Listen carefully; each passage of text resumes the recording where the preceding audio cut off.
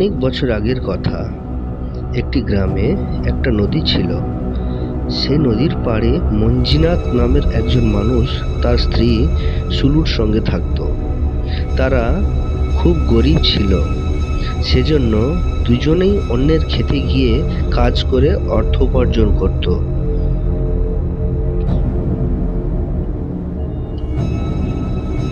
রোজকার মতন একদিন তারা কাজে যেতে বাড়ি থেকে বাড়ালো। যাওয়ার পথে সুলুর নজর হঠাৎ নদীর দিকে গেল। নদীর তীরের কাছে একটা ছোট গাছ ছিল, আর সেই গাছের সামনে যেন কিছু আটকে ছিল। আচ্ছা শোনো, ওই নদীতে কি ভেসে এসেছে? জলে আটকে আছে হয়তো। তারা দুজনেই সেটা দেখার জন্য সেই দিকে এগিয়ে গেল। যত তারা কাছে যেতে গেল, তাদের নাকে বাজে দুর্গন্ধ এলো। আরে এই দুর্গন্ধ কোথা থেকে আসছে? ও হয়তো ওটার থেকেই আসছে। মানুষও না, যা পায় তাই ফেলে নদীতে। দুজনেই সেই আটকানো জিনিসটির দিকে গেল। সেই জিনিস থেকে খুব দুর্গন্ধ বেরোচ্ছিল। মঞ্জিনাথ জিনিসটাকে পাড়ে টেনে তুলল। সেটা দুজনে দেখে খুব ভয় কারণ জিনিসটার আর কিছু নয়, জিনিসটা ছিল একটা পচা গলা লাশ, যেটা নদীর স্রোতে ভেসে এখানে এসে পৌঁছেছে। এবারে আমরা কি করব? এটা তো একটা মৃতদেহ। হে ভগবান, আমাদের তাড়াতাড়ি পুলিশকে ফোন করতে হবে। কিছুক্ষণের মধ্যে ওখানে একজন পুলিশ ইন্সপেক্টর এলো। তারা দুজনেই ইন্সপেক্টরকে সে লাশটি দেখালো। এই লাশটার ব্যাপারে তুমি কাউকে কিছু বলনি তো? না না সাহেব, আমি কাউকে কিছু বলিনি, কাউকে বলবেও না। আর একটা কথা ভালো করে কান খুলে শুনে রাখো, এই নদী দিয়ে এবার প্রতিদিন একটা করে লাশ ভেসে আসবে। তোমায় একটা কাজ করতে হবে, সকাল থেকে এই নদীতে যতগুলো লাশ ভেসে আসবে তুমি সেইগুলোকে জল থেকে তুলে সন্ধ্যাবেলা আমার হাতে তুলে দেবে। ইন্সপেক্টরের কথা শুনে তারা স্বামী স্ত্রী দুজনেই ভয় পেয়ে গেল। কিন্তু সাহেব, রোজ লাশ কেন আসবে? অত কথা তোমায় ভাবতে হবে না, শুধু যতটুকু তোমায় বলা হচ্ছে ততটুকু কাজ করো, কারণ এই কাজটা করার জন্য তুমি টাকা পাবে। বলো, করবে? অর্থপ্রাপ্তির কথা শুনে মঞ্জিনা আর সুলু দুজনেই ভাবতে শুরু করলো। তবে শেষ পর্যন্ত তারা দুজনেই এই কাজটা করতে রাজি হয়ে গেল। তারপর সেই দিন থেকেই নদীর স্রোতে অনেক লাশ ভেসে আসতে লাগলো। আর তখন মঞ্জিনাথ আর সুলু দুজনে মিলে সেই লাশগুলো তীরে তুলতো আর ইন্সপেক্টরের হাতে তুলে দিত। ইন্সপেক্টরও দিন প্রতি তাদের অর্থ দিয়ে সেই লাশগুলোকে নিয়ে চলে যেত। নদীতে ভেসে আসা লাশগুলো অত্যন্ত দুর্গন্ধযুক্ত হতো।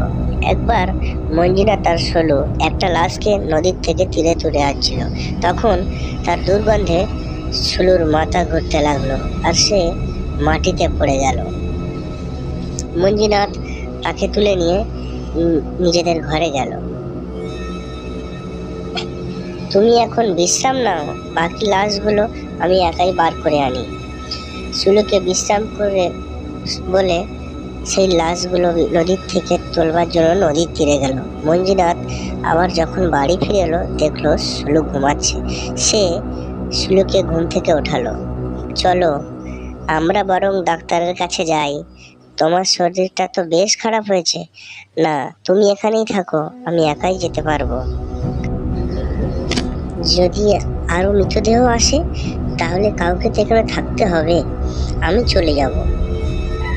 আমাদের গ্রামে তো কোনো ডাক্তার নেই, তোমাকে ডাক্তার দেখানোর জন্য অন্য কোনো গ্রামে যেতে হবে।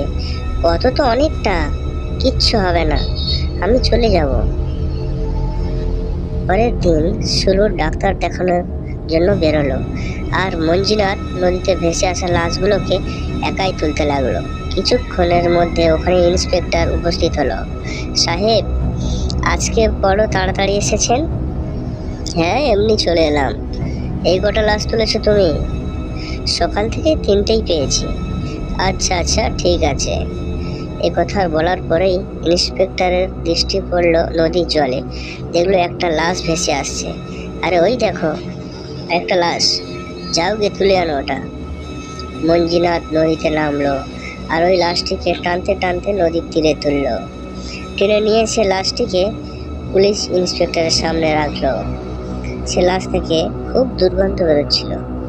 ইন্সপেক্টর পা দিয়ে লাশটিকে চিৎ করে ফেললো। তখন তার মুখ দেখা গেল। মঞ্জিনাথ সেই লাশের মুখটা দেখে ভয়ে পেয়ে চমকে উঠল, কারণ লাশটা ছিল তার স্ত্রীর সলুর। তা দেখেই সে কাঁদতে লাগলো। আরে তুমি, এ কি করে হলো? ওর কি হয়েছে সাহেব, কি হয়েছে? তোমার বউ কোথায় গেছিল? সাহেব, ওর শরীর খুব খারাপ হয়েছিল, সেই জন্য ডাক্তার দেখাতে গেছিল। জানি না ওর এমন অবস্থা কি করে হলো। ইন্সপেক্টর মঞ্জুনাথকে ধমকে উঠলে, তুমি ওকে একা কেন ছেড়েছিলে? অন্য গ্রামে যাওয়ার জন্য? আর আমি তো জানতাম না এমন কিছু ঘটবে, কিন্তু ওর হয়েছেটা কি আপনি নিশ্চয়ই জানেন, বলুন আমাকে। ইন্সপেক্টর তখন এই ভেসে আসা মৃতদেহর কাহিনী শোনালেন। এই সব কিছু এই নদীর জন্য হচ্ছে। কিছুদিন আগে পাশের গ্রামে নদীর ওপর যে ব্রিজ ছিল তার উপর অনেক ভিড় ছিল, অনেকে যাতায়াত করছিল। আর হঠাৎ করে ব্রিজটা নড়ে উঠলো আর মাঝখান থেকে ভাঙতে শুরু করলো। লোকজন দৌড়াদৌড়ি শুরু করে দিল। সব লোকজনই ওই ব্রিজ থেকে বাইরে বেরিয়ে এসেছিল, কিন্তু একটা লোকের পা ওই ব্রিজে আটকে গেছিল। ও অনেক চেষ্টা করেও বাইরে বেরোতে পারেনি। বাকি লোকজন ওকে বাঁচাতে অনেক চেষ্টা করেছিল, কিন্তু ওই ব্রিজের উপরে যেত সবাই ভয় পাচ্ছিল। হঠাৎ করে ওই নদীতে ঢেউ দেখা গেল, আর সেও ঢেউয়ে লোকটা ভেসে চলে গেল। লোকটা নদীতে পড়ে যাওয়ার পর সেই ব্রিজটা নিজে থেকেই জোড়া লেগে গেল। ওই লোকটা নদীতে ডুবে যাওয়ার কিছুক্ষণ পরে নদীতেও রক্ত বয়ে যেতে দেখা গিয়েছিল। মানে এই নদী মানুষকে নিজের দিকে টেনে নেয়। হ্যাঁ, ওই ব্রিজের উপর থেকে যারাই যায় তারাই নদীর কাছে টেনে নেয়। তার প্রথম যে লাশটা পেয়েছিলে সেটা ওই লাশটারই ছিল। এটা কি করে সম্ভব? সেই ব্যক্তির শরীরে তো কোনো আঘাতের চিহ্ন ছিল না। হ্যাঁ তো, কিন্তু আপনি বলছিলেন যে ওর নাকি শরীরে সব রক্ত নদীতে বয়ে যাচ্ছিল, কিন্তু ওর শরীরটা একেবারেই ঠিক ছিল, শুধু পচে গিয়েছিল। এটা নদীর আরেকটা ভয়ঙ্কর সত্য। মানে? এক্ষুনি দেখাচ্ছি। ইন্সপেক্টর তার কাছে রাখা নিজের ছুরিটা বার করলো আর মৃত সুলুর দেহের মধ্যে ঢুকিয়ে দিল। আরে আপনি কি করলেন? যে মুহূর্তে ইন্সপেক্টর ছুরিটা ঢুকালো, সুলুর দেহ থেকে রক্তের বদলে নদীর জল বেরোতে লাগলো আর ধীরে ধীরে তার শরীর শুকাতে লাগলো। সুলুর এই অবস্থা দেখে মঞ্জিনাথ তার চোখের জল কিছুতেই আটকাতে পারছিল না। আরে এসব কি হচ্ছে সাহেব?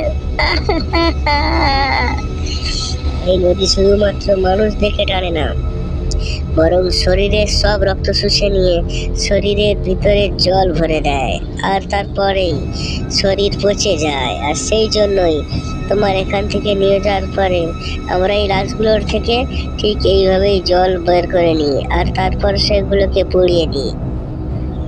ইন্সপেক্টর সুলুর মৃতদেহ সহ বাকি লাশগুলি নিয়ে গেল আর সেগুলিকে দাহ করলো। মঞ্জিনাথ ইন্সপেক্টরের কথা অনুযায়ী চুপচাপ সেই কাজ করতে লাগলো।